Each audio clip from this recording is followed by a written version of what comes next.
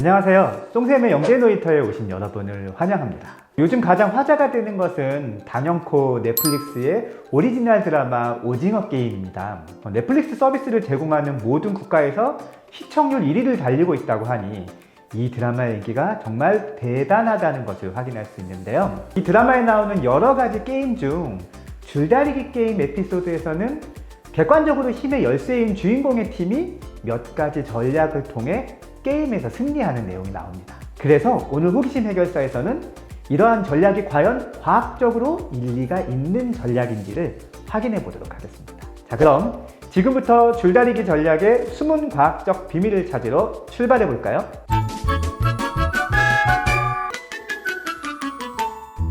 너무 기죽지들 말어. 줄다리기는 힘으로만 하는 게 아니야. 단합만 잘 되면 힘이 모자라도 이길 수 있어. 제일 뒤에는 듬직한 사람이 맡아줘야 돼. 두 발은 11자로 똑바로 봐. 줄은 겨드랑이 사이에 끼고, 마지막으로 이게 제일 중요한 건데 신호가 울리고 처음 10초는 그냥 버텨. 이때 자세는 눕는 자세. 웬만해서는 안 끌려가. 오징어 게임에서 나온 줄다리기 필승 전략을 크게 세 가지로 나누어 보면 다음과 같습니다.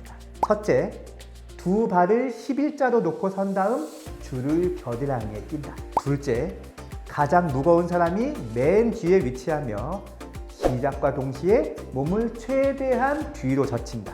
셋째, 처음 10초간은 줄을 당기지 않고 버틴다.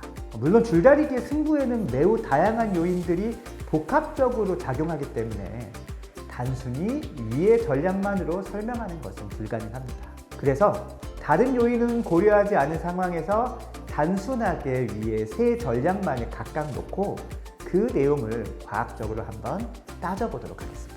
첫 번째 전략인 두 발을 11자로 놓고 서서 줄을 겨드랑이에 끼는 것은 힘의 분산과 관련이 있습니다. 예를 들어 줄에 묶여있는 무거운 물체를 두 사람이 잡아당길 때 물체를 잡아당기는 힘은 두 사람의 힘을 합한 것이 됩니다. 이를 힘의 합력이라고 하는데요. 그림에서 보는 것처럼 당기는 두 사람 사이의 각도가 클 때와 작을 때 힘의 합력은 다릅니다. 당기는 두 사람 사이의 각도가 작을수록 합력이 커지는 것이죠.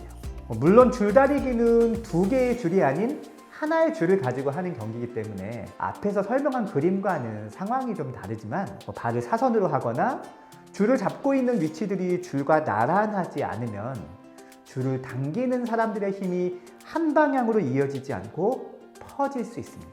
그만큼 힘의 합력은 줄어들 수밖에 없는 것이죠. 다리를 11자로 하거나 줄을 모두 겨드랑이에 끼우면 아무래도 위의 경우보다는 당기는 힘의 방향과 줄이 나란해지는 것이 유리합니다. 불필요하게 힘을 분산시킬 여지가 그만큼 줄어들게 되는 것이죠. 첫 번째 전략에서 두 발을 11자로 놓는 것은 마찰력과도 관계가 있습니다. 사실 지면에서 발이 움직이지 않으면 상대방이 아무리 잡아당겨도 끌려가지 않습니다. 그리고 마찰력은 이렇게 지면에서 발이 움직이지 않도록 하는데 영향을 미칩니다.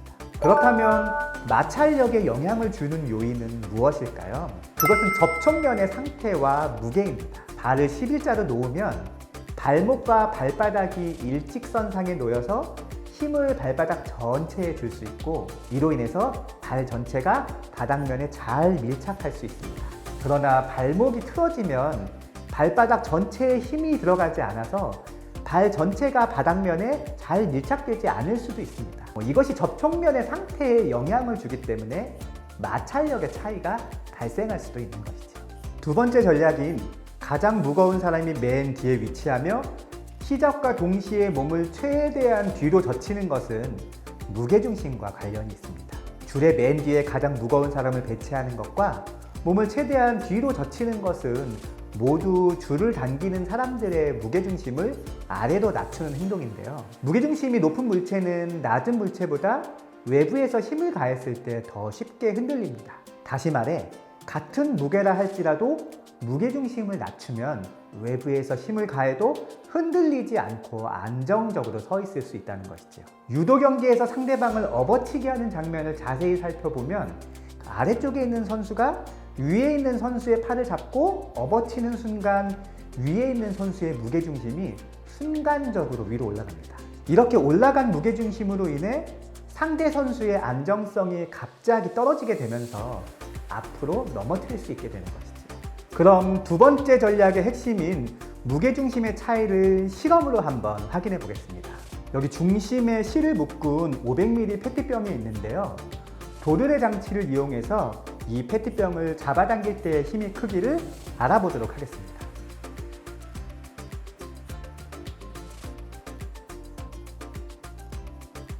이번에는 물을 150g 정도 떨어뜨린 다음에 동일한 무게의 추를 넣어서 똑같은 무게를 한번 만들어 보겠습니다.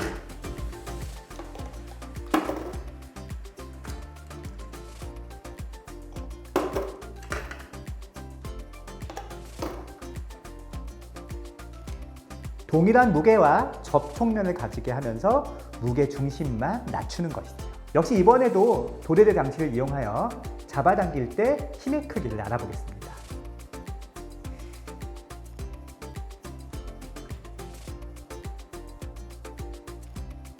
어때요? 처음 실험 결과와 비교하니 무게중심이 낮아진 물체를 당길 때 더 많은 힘이 든다는 것을 확인할 수 있죠.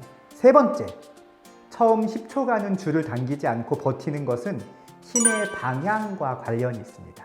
우리가 보통 줄다리기를 하면 영차 영차를 외치면서 줄을 당기게 되는데요. 이를 좀 더 자세히 살펴보면 힘껏 줄을 당기는 0과 다음번 0 때 힘을 주기 위해서 순간적으로 힘을 빼는 차로 구분할 수 있습니다. 힘껏 줄을 당기는 0일 때는 줄을 움직이는 방향과 힘을 주는 방향이 동일합니다. 그런데 차일 때는 순간적이기는 하지만 줄이 이동하는 방향과 힘을 주는 방향이 동일하지 않게 됩니다. 그래서 줄을 잡고 버티는 상대방은 0일 때와 차일 때 힘의 차이를 감지할 수 있게 되는 것이죠. 하지만 줄을 당기지 않고 버티는 힘은 힘의 방향에 변화가 없기 때문에 상대방이 이러한 힘의 차이를 감지할 수 없습니다. 그래서 약 10초 정도 줄을 당기지 않고 버티면서 상대방이 힘을 줄 때와 힘이 풀릴 때의 타이밍을 잘 캐치한다면 힘이 풀렸을 타이밍에 줄을 잡아당기는 전략을 사용할 수 있는 것이죠. 오늘 호기심 해결사는 최근 화제가 되고 있는 오징어 게임 속 줄다리기 전략을 과학적으로 따져보는 시간을 가졌습니다. 앞에서 이야기한 것처럼 줄다리기의 승패를 결정짓기 위한 요인이나 변수는 너무도 많기 때문에 사실 이러한 세 가지 전략만으로 줄다리기를 이길 수는 없습니다. 사실 줄다리기의 승패를 결정하는 가장 큰 요인은 양쪽의 무게입니다. 우리가 살펴본 전략은 어디까지나 양쪽의 힘과 무게가 비슷할 경우에만 적용할 수 있겠죠. 그래서 저라면 차라리 줄다리기 시작 전에 모든 팀원이 많은 양의 물이나 음식을 먹어서 순간적으로 무게를 늘리는 방법을 추천하지 않았을까 하네요. 오늘의 호기심 해결사는 여기까지입니다. 다음 시간에 또 어떤 재미있는 생활 속 호기심을 해결하게 될지 기대하면서 오늘은 여기서 마치도록 하겠습니다. 자, 그럼 다음 시간까지 안녕!